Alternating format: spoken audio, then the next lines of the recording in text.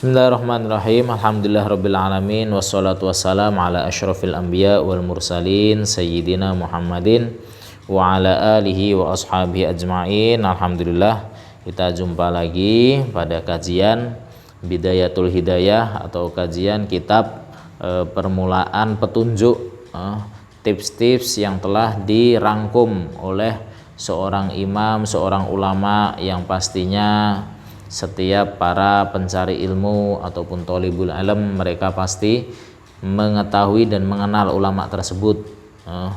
Ialah ulamanya siapa namanya? Imam Ghazali. Imam Ghazali.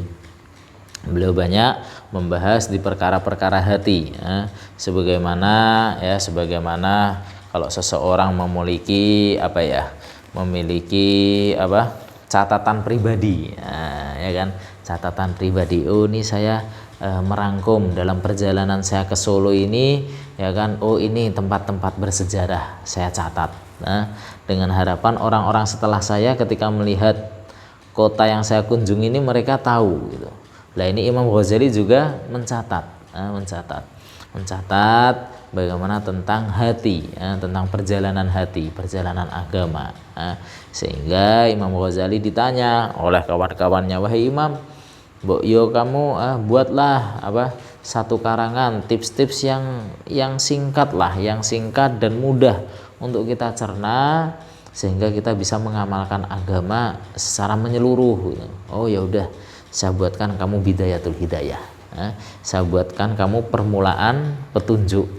Jadi ini kitab Bidayatul Hidayah sudah tertulis karya Imam Ghazali untuk memberikan tips-tips atau memberikan petunjuk pendek bagaimana kita dalam kehidupan sehari-hari kita tidak lepas dari perkara-perkara tersebut. Dan kita sudah masuk ke bab ketiga, ya kan, bab suhbah atau bab bercengkrama atau bab berteman, di mana Imam Ghazali menyampaikan berteman ini tidak lepas dari bagaimana hubungan ataupun berhubungan hubungan seorang manusia dengan Allah, dengan Khalik, dengan pencipta. Dan kita sudah bahas bagaimana adab-adab di hubungan antara manusia dan Khalik dan pencipta. Yang kedua, hubungan manusia dengan manusia itu sendiri. Dibagi sama Imam Ghazali, manusia dengan manusia itu tidak lepas namanya seorang guru dengan murid, ataupun seorang orang tua dengan anak, ya kan? Dan yang ketiga, seorang teman dengan temannya yang lain. Seorang teman dengan temannya yang lain. Dan kemarin kita sudah membahas bagaimana apabila kita berteman, apabila kita mendapatkan 5 sifat. 5 sifat dari teman kita itu, itu gondelono. Kita gondeli itu. Ini teman yang bagus ini. Kalau sama kita mendapatkan dari kawan kita, kawan yang kita temani. Ada 5 sifat tersebut, 5 kriteria tersebut. Kalau sama ada 3 dari 5, fabiha wa na'imat, itu bagus juga. Ada 2 dari 5, itu juga bagus juga, ya kan? Ataupun ada 1 saja, bagus juga. Penting ada sifat-sifat tersebut.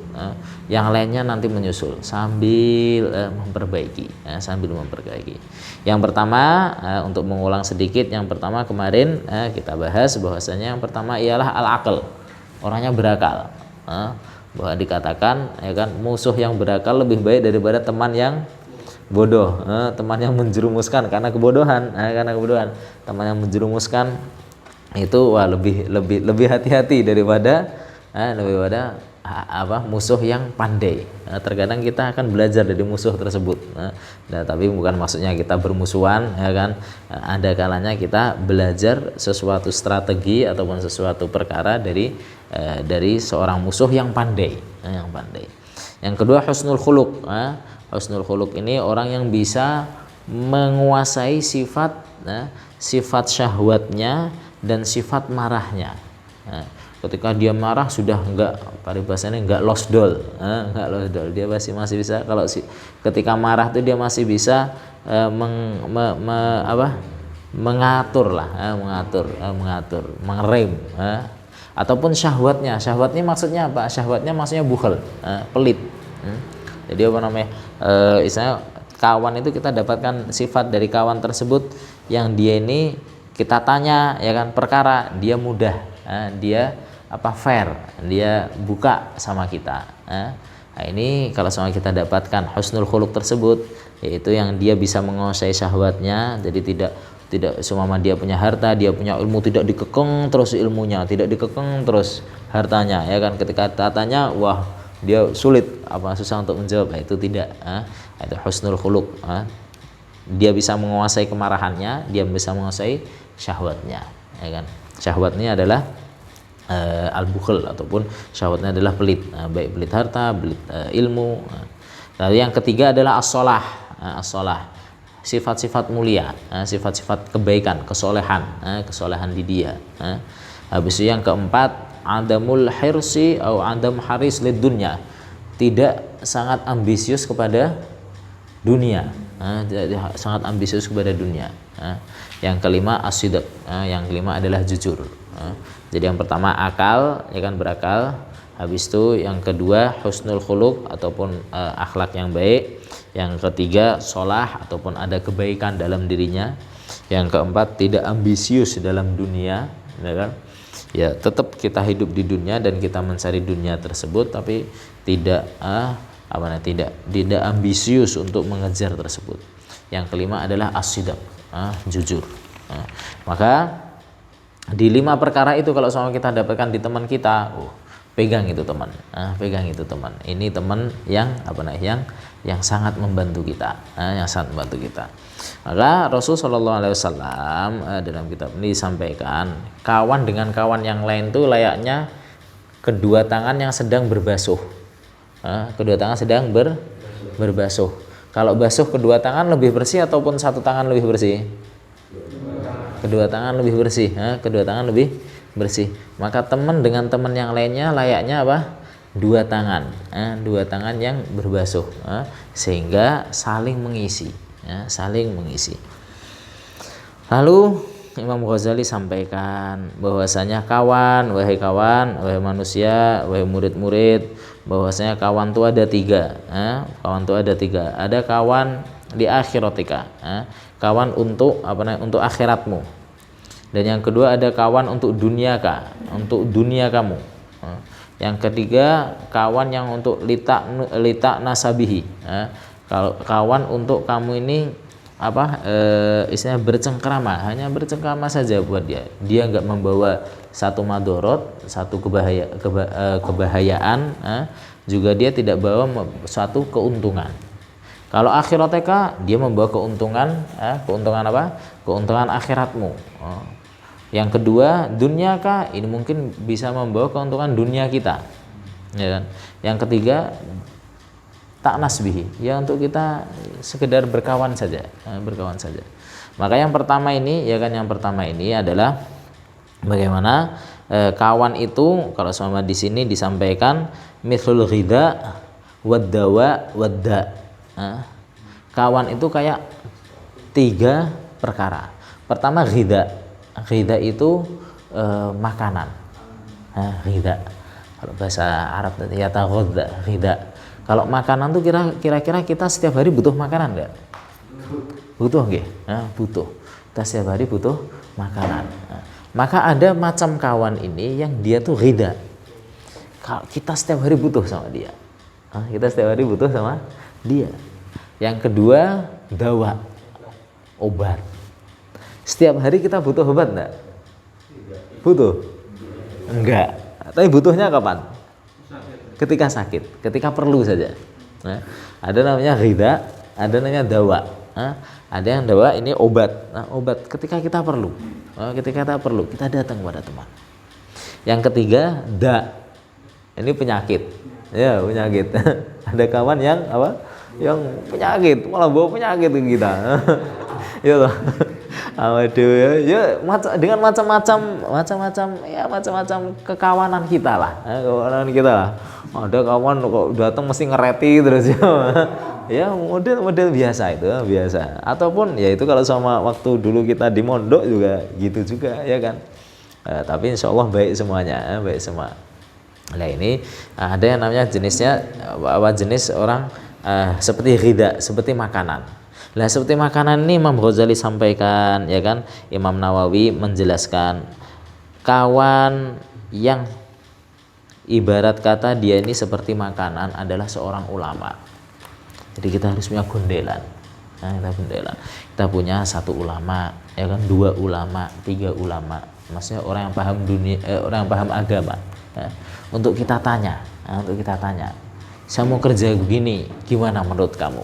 Ya, curhat, sharing, sambil ngopi, sambil ngeteh, yuk, sambil ngeteh, mau kerjaan kayak gini, gimana baiknya? Oh ya udah, kalau kamu kerjaan setiap hari, mama, setiap hari kamu harus bolak-balik Semarang Solo, berarti sholat kamu bisa dijamak, ya, karena musafir, ya toh.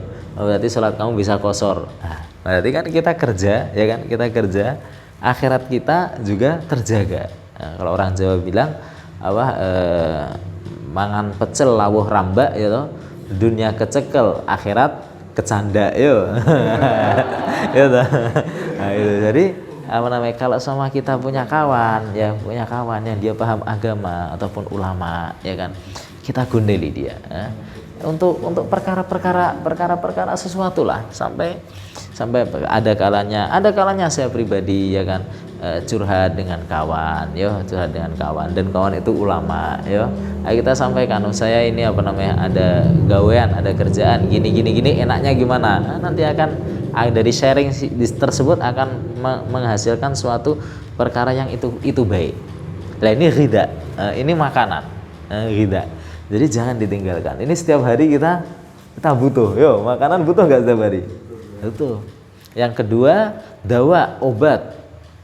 Ya, obat. Siapapun itu, siapapun tuh kawan kita, ada kalanya kita butuh kepada dia, ada kalanya kita belum butuh kepada dia.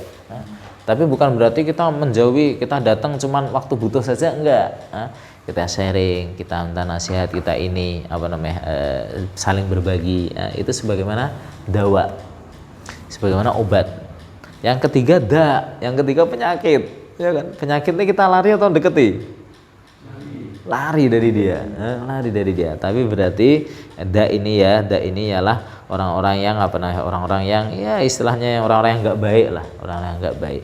Nah, ini bukan berarti kalau sama dalam pertemanan di sini, ya kan, orang pertemanan sini bukan berarti kita lari. Nah, tapi kita duduk sama dia enggak apa-apa. Untuk kita obati. Nah, ada kalanya kita bisa mengobati dia, ataupun minimal kita tahu, oh, kalau dia batuk, orang yang sakit toh, oh dia tuh kemarin kenapa? Oh dia batuk-batuk karena apa? Oh karena kemarin sebelumnya nggak makan. Oh berarti kita harus menjaga makan kita, sehingga kita tahu penyakit itu untuk kita belajar biar kita jauhi penyakit tersebut, bukan orangnya, Sayyidina Isa atau Nabi Isa, ya kan, Nabi Isa pernah ditanya, Waqila, dan diriwayatkan Sayyidina Isa alaihissalam, man adzabaka, siapa yang membuat kamu belajar adab atau belajar kehidupan ini siapa? Maka Sayyidina Isa sampaikan, ma adzabani ahad, saya enggak belajar dari siapapun, sesiapapun, hanya saja walakin ra'aitu jahlal jahil fajtanaituhu, tapi saya melihat kebodohan orang bodoh sehingga saya belajar kalau perkara itu bodoh, dan saya jauhi dia.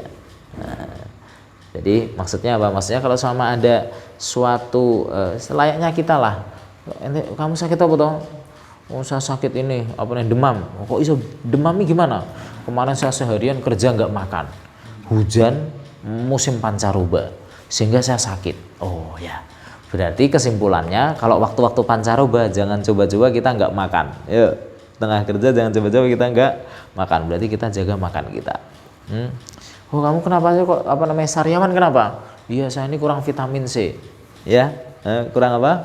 Vitamin C. Oh ya, berarti saya juga harus menjaga minum apa? Vitamin C biar nggak kena apa? Sariawan, ya. Jadi kita belajar dari, bukan berarti kita menjauhi dia, tapi kita tetap duduk pada dia, ya kan, kita bercengkrama dengan mereka. Cuman Sayyidina Isa sampaikan, ra'aitu jahlal jahil fajtanaituhu. fajtanituhu. Saya melihat seorang orang yang bodoh melakukan sebuah kebodohan sehingga saya tuh memetik dari pelajaran tersebut. Bahwa itu suatu kebodohan, maka saya akan menjauhi dia. Maka dari sini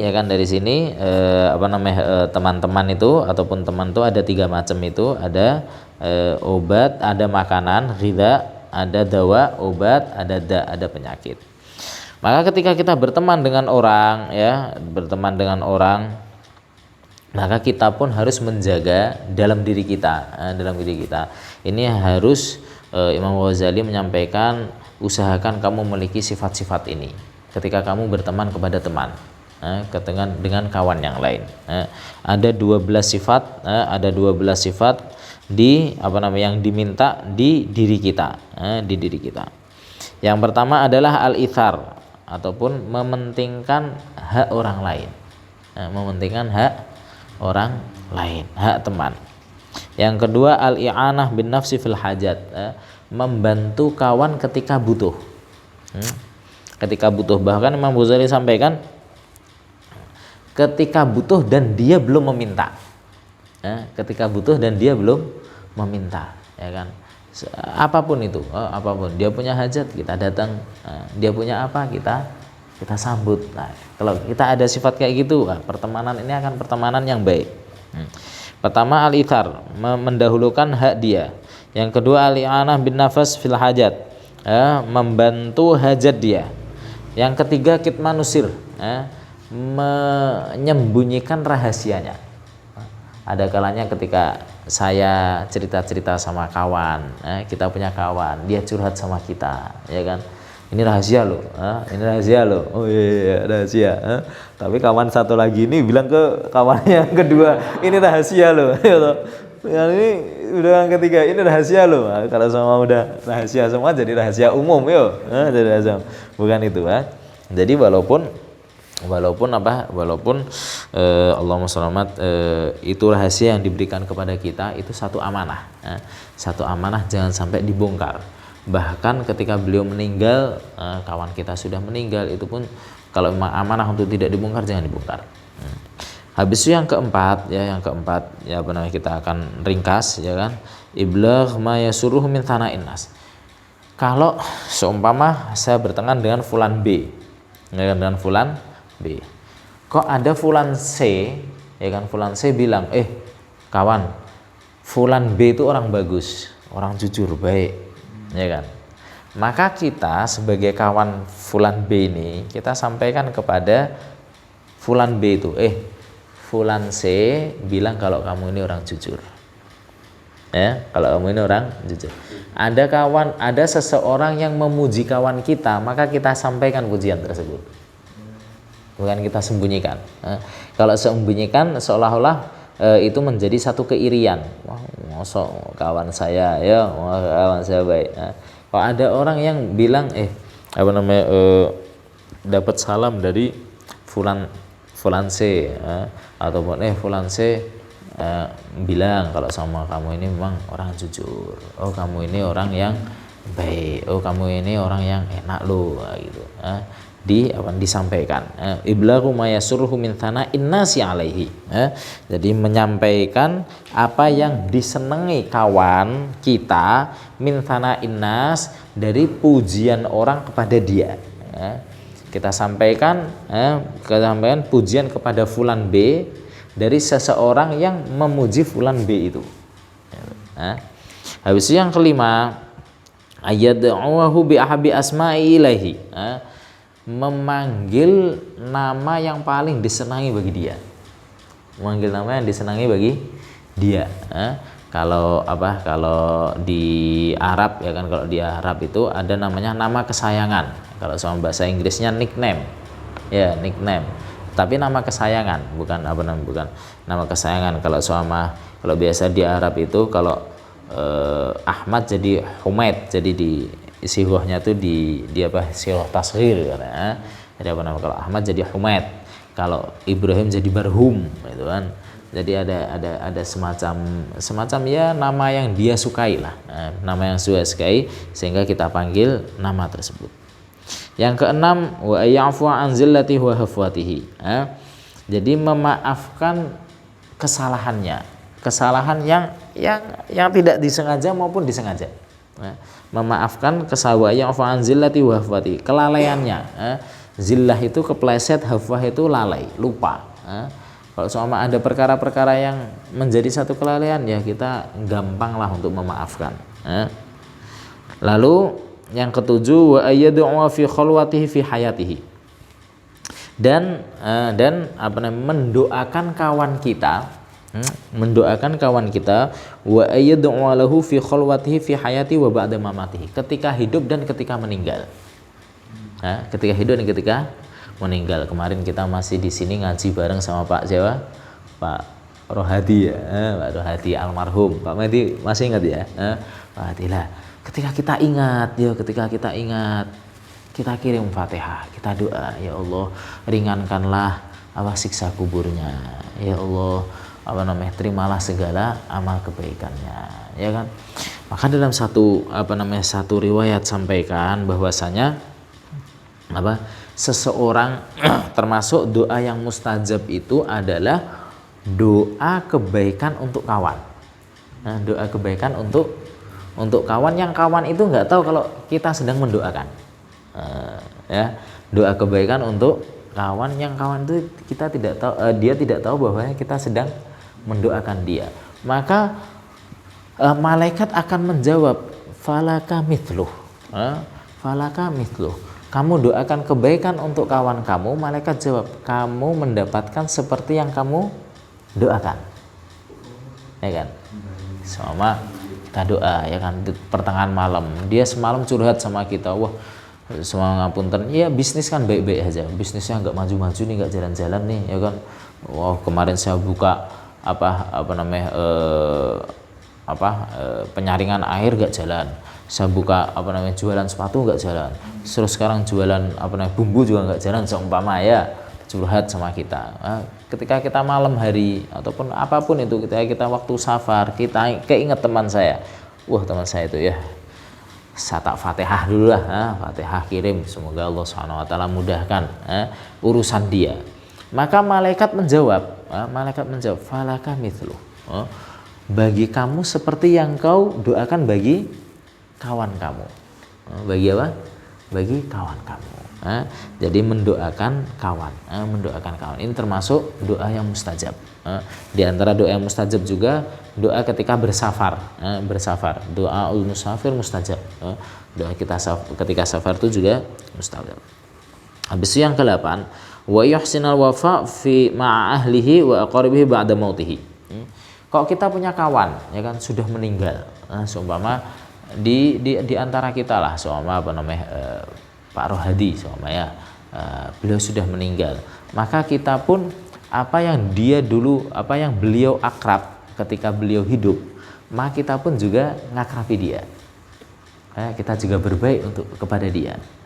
Oh dia dulu sesekali, oh dia dulu baik sama si fulan. Kita datang, gimana kabar? Ini kita baik. Dengan niat apa? Saya baik kepada fulan karena dulu teman baiknya siapa? Teman saya. Ini bentuk bentuk wafa ataupun bentuk sifat pertemanan kita. Habis itu yang ke-9, wa ayyu athirat takhfif anhu fala yukalfu syai'an min hajatihi fayruhu sirruhu min mahamatihi. Jadi kita meringankan beban kepada kawan kita. Jangan membebani yang lebih-lebih. Kita meringankan beban kepada kawan kita. Baik, demikian jadi sifat ke-9, ya kan, sifat ke-9 meringankan beban. Lalu sifat yang ke-10, wa ayyabda'uhu bisalam inda iqbalihi. Ketika kita bertemu dengan kawan, ya kan, kita salam. Assalamualaikum. Assalamualaikum. Salam. Apapun itu, salam inda iqbalihi wa yuwasi'alu fil majalis. Ketika dia datang, kita silakan. Silakan. Kita memberikan majelis, memberikan tempat bagi dia. Lalu wa ayyakhruja lahu min makanihi wa yushayyi'ahu 'inda qiyamihi. Jadi ketika kawan ini mau pergi, ya kan, ketika kawan ini mau pergi, ya kan, kita sebaiknya ya apa namanya taudi, selamat tinggal, memberikan ucapan selamat tinggal bagi kawan kita. Tak pamit dulu ya. Oh iya iya, syukur-syukur kalau sama kawan sudah lama kita hantar sampai mana? Sampai tempat kendaraan dia mau naik. Udah lama ya kan, lama kan biasanya kalau sama, dan ini suatu kebaikan juga, bagus juga kalau sama kita waktu ada hajat-hajat di tahlilan ataupun di biasanya di hajat-hajat Jawa ya kan. Nah, itu setelah acara selesai ya kan, acara selesai ya tuan rumah itu kan langsung ke pintu ya, ke pintu ya. Nah, itu ini apa namanya, perkara yang bagus juga. Jadi memberikan selamat kepada kawan ataupun kepada tetamu sampai pintu mana, pintu rumah. Sampai pintu rumah. Dan yang terakhir wa yatrukal mudakhalah fi kalamihi wa ala jumlah fa bima yajibu ayu amil fi man la yuhib li akhihi, ya. Dan tidak terlalu ikut campur dalam perkara-perkara yang menjadi privasi dia, yang menjadi suatu kepribadian dia, yang menjadi privasi dia. Ini 12 perkara ataupun 12 sifat yang harus ada di kita untuk berkawan dengan orang lain. Yang pertama adalah mementingkan hak kawan, yang kedua membantu kawan ketika butuh tanpa dia meminta bantuan. Habis yang ketiga menyembunyikan rahasia dia, menjaga keaiban dia. Habis yang keempat menyampaikan pujian orang kepada dia. Habis yang kelima memanggil dengan panggilan yang sangat disenangi bagi dia, senang disenangi bagi dia. Habis yang keenam memaafkan kelalaian dia. Kan dalam pertemanan kadang juga lalai,